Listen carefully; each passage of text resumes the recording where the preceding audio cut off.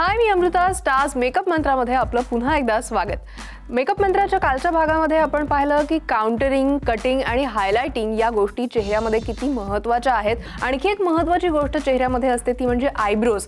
आणि हे आयब्रोज जे आहेत त्या शेपमध्ये असणंही तितकंच महत्त्वाचं आहे. आयब्रो शेपिंगचं नेमकं महत्त्व काय आणि ते कसं करायचं आपण रूपश्रीला विचारूया. रूपश्री, आयब्रो शेपिंग हा फार महत्त्वाचा विषय आहे आय मेकअपमध्ये. त्यामुळे आता इथे बघा, या मुलीचा चेहरा एकदम नॉर्मल ओव्हल मध्ये म्हटला जातो, पण आयब्रोज तिचे फार पातळ आहेत.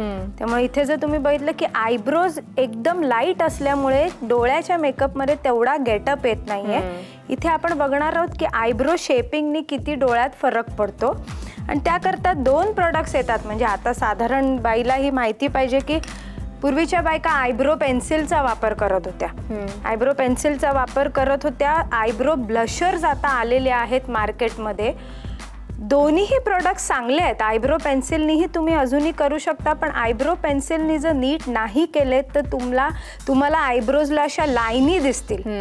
अशा लाईन दिसल्यासारख्या, रेगा ओढल्यासारख्या होत्या. त्यामुळे आयब्रो ब्लशर्स असे येतात जे आपण मगाशी कटिंगला वगैरे वापरले होते. असे ब्लशर्स येतात ज्याने तुम्ही आयब्रो शेपिंग करू शकता. आपण बघूया ते कसं करायचं. असे अँग्युलर ब्रशेस येतात.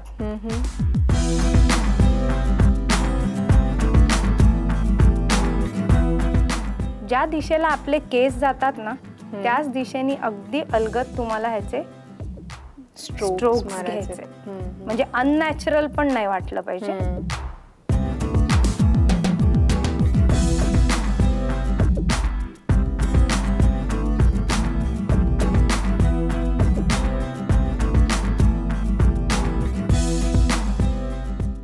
ह्या दोन्ही आयब्रोज मध्ये बघा तुम्हाला ऑलरेडी फरक दिसायला लागला असेल.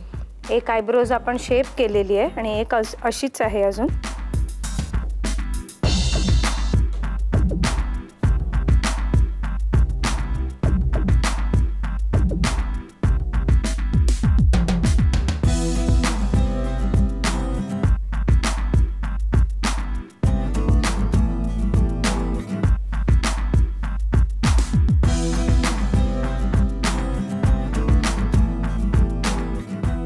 जे अगदी पातळ होत्या त्या आयब्रोज त्या आपण नीट त्याला शेप आणलाय. तिचा जो स्कार होता तो आपण व्हॉल्यूम पण आलेला आहे. त्यामुळे बघ केवढा फरक पडलाय डोळ्यामध्ये. पण पुन्हा असं असतं की काहींचे आयब्रोज जरा जास्त डार्क असतात, काहींचे लाईट असतात, तर तोही रंग पण त्या ब्लशर मध्ये आहे.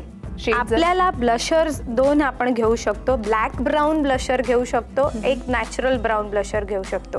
ज्यांचे आयब्रोज जास्ती थिक आहेत किंवा काळ्या आहेत आणि त्यांना जर भरायचे असतील तर त्यांना थोडा ब्राऊन ब्लॅकचा वापर करावा लागतो. मग त्यांना लाईट ब्राऊन चालत नाही. ही इथे मुलगी आपण जी इथे बघतोय ती गोरी आहे, त्यामुळे तिला मी ब्राऊनचा वापर, नॅचरल ब्राऊनचा वापर केला. हिला ब्लॅक कलर कमी वापरला, नाही तर तिच्या रंगालाही तो मॅच झाला पाहिजे. म्हणजे आपल्याला हे लक्षात ठेवायचं की एकदम हिच्या रंगाला काळेभोर करता येत नाहीत. आपल्याला नॅचरल ब्राऊनच ठेवायला पाहिजेत आयब्रोज तिचे.